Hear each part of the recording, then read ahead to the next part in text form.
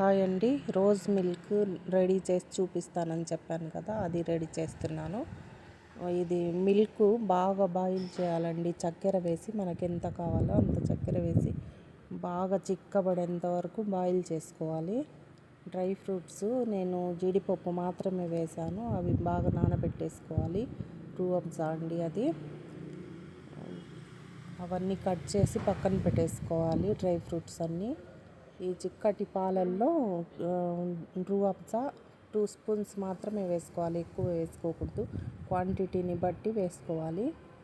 అంటే ఈ స్మెల్ అందరికీ నచ్చకపోవచ్చండి, కొంతమందికే నచ్చుతుంది. నాకైతే సూపర్గా ఉంది, మా పిల్లలకి నచ్చలేదు అంతగా.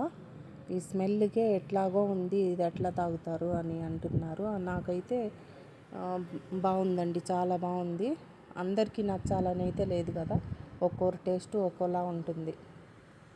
వాళ్ళకి మా పిల్లలు ఏం చేశారంటే ఐస్ క్రీమ్ వేయించుకున్నారు, దీంట్లో ఎలా ఉంటుందో చూడాలనేసి. వెన్నెలా ఫ్లేవరు ఇది వేసినా కూడా నాకైతే అంత ఇదేమంతగా అనిపించలేదు.